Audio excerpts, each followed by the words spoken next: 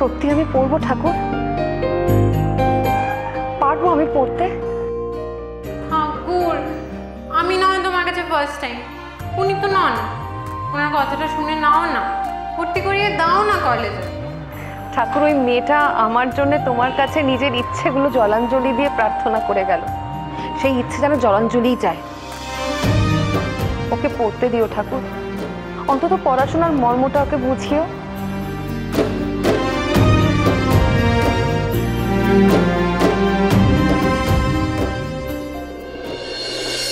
পরীক্ষার মর্ম বোঝেও? বোঝে না মৈনাক বাবু? ওর কাছে সবই ছেলে খেলা। না মানে ম্যাডাম, কোনো মানে নেই মৈনাক বাবু। ওর জন্য আমার নাক কাটা গেছে। এতদিন ধরে লাস্ট 10 বছর ধরে সমস্ত স্টুডেন্ট এই স্কুলের ফার্স্ট ডিভিশনে পাশ করেছে। তখন অন্য প্রিন্সিপাল ছিলেন, আর আমি দায়িত্বে আসার পর এই প্রথমবার উচ্চ মাধ্যমিক আর এইবারই। আমি ওকে নিয়ে কোনো কথা বলতে চাই না, কিছু শুনতেও চাই না। ও ও ও স্কুলের কলঙ্ক। আপনি বুঝতে পারছেন না বাবু? স্কুলের কলঙ্ক।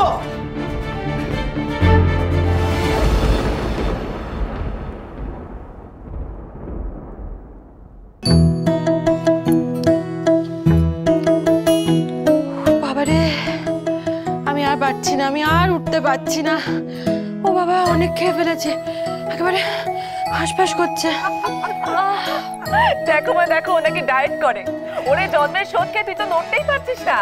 শোয়ে রান্নার হাত যা, থালা বাসন আর মাজতে হয় না, চেটে পুটে একেবারে সাফ। তা ঠিক রে, তুই কি ওখানেই বসে থাকবি? এরপর শেকড় গজিয়ে যাবে যে। এই তোমরা সবাই হাসছো আমাকে দেখে। আমি উঠতে পারছি না, তোমরা সবাই হাসছো। এই না হেসে আমাকে একটু তোলার ব্যবস্থা কর না। আর আমাকে একটু তোলা।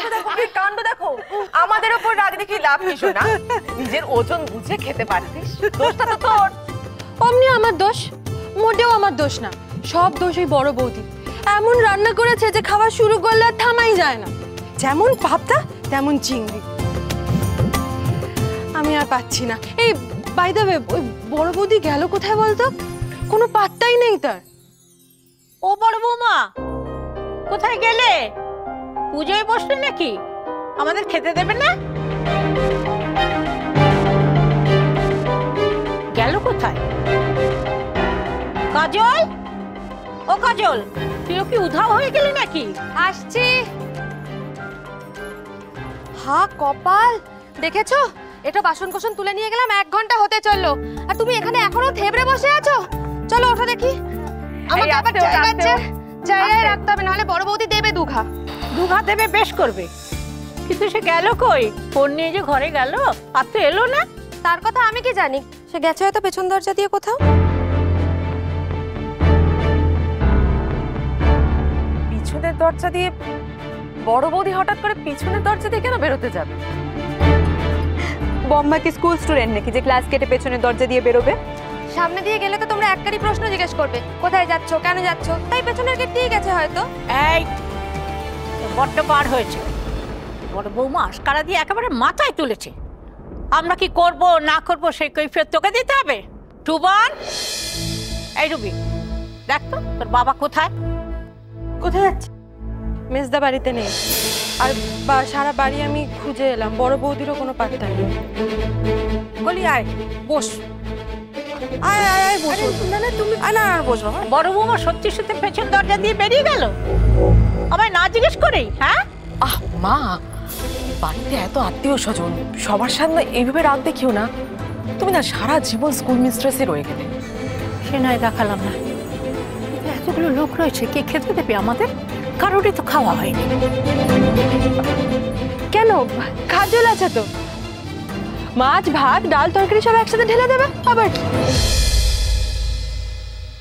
কাজলের বাড়া ভাত আমি খাই? কাকে কিভাবে খাবার দিতে হয় জানে? বৌমারও বলি হারিয়ে খাবার না দিয়ে চলে গেল। আর টুবানটাও যে কোথায় গেল না খেয়ে দেই রোদের মধ্যে। সে খায়নি তো বড় বৌদিও, কই তার কথা তো তোমার মনে পড়লো না? সে খালি খেতে দেবে, তার খাবার কথা কারণ মনে থাকবে না? না মনে থাকবে না কেন? বড় বৌমা যে খায়নি সেটা তো আমার দিব্যি মনে আছে। আছে বুঝি? তাহলে ছেলের কথা বললে আর বড় বৌদির কথা বললে না কেন?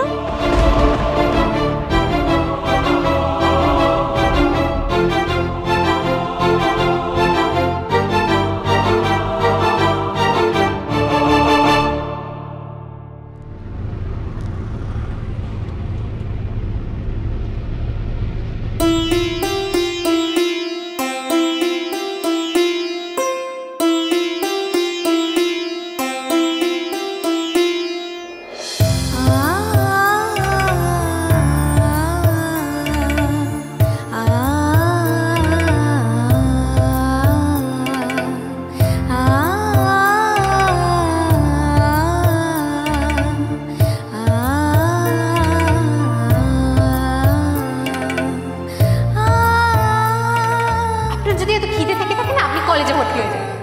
বই খান, খাতা খান, পেন পেন্সিল সব খেপে আমাকে জ্ঞান দিতে আসবেন না।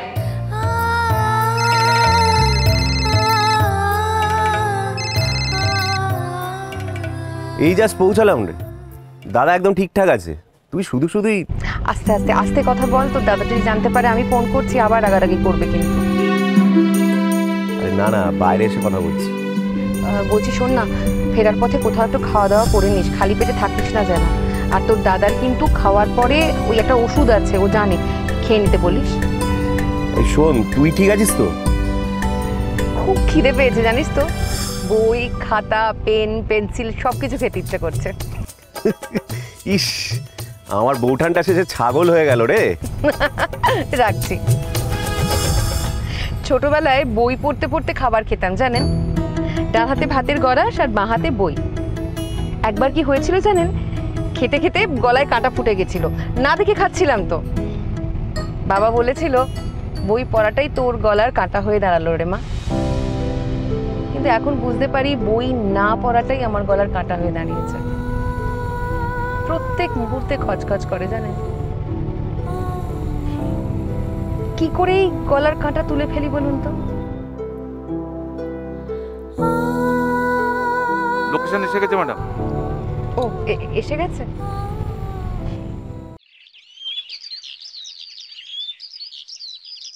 দে, আর খেতে হবে না, ধর আমারটাও ধর। কি রে, বড় বৌমার কাছে চা করাটাও শিখতে পারিসনি? কি করিস সারাদিন? একই তো চা পাতা। বড় বৌমা চা করলে একেবারে অমৃত, আর তুই চা করলে চিরতার জল। যা তো যা। জানিস তো ননি, বড় বৌমা না থাকলে বাড়িটা একেবারে। এ কি বড় বৌমা কোথায় চলে গিয়েছিলে? আই বুড়ো ভাত হতে হতে দেখলাম তুমি বাড়িতে নেই। তখন তো বাড়ির কারো খাওয়া হয়নি, শেষে আমাকেই ভাত বাড়তে হলো। জানো আমি পারি বাতের ব্যথা নিয়ে। জানো তো বাড়িতে সব আত্মীয় কুটুম সব আসবে, এমন হুটহাট করে কোথাও বেরো না তো তুমি। একবার বলে যেতে পারলে না?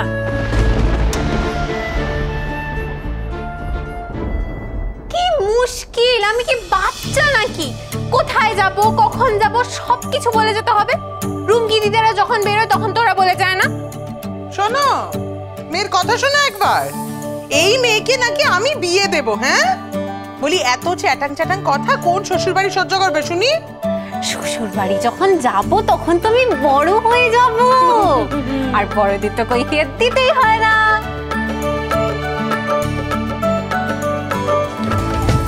কি হলো বড় বৌমা, কিছু বলছো না যে? কোনো বিপদ আপদ ঘটলো নাকি?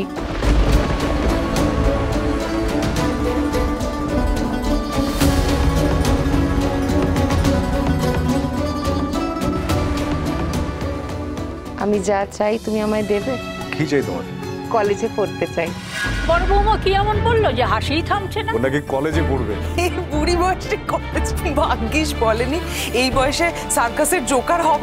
আমার সমস্ত ইচ্ছে, আমার সব স্বপ্নকে ইয়ার্কি বানিয়ে দিয়ে গেছেন। আমি একেবারে সার্কাসের জোকার হয়ে গেছি। আমি তবে সহচরী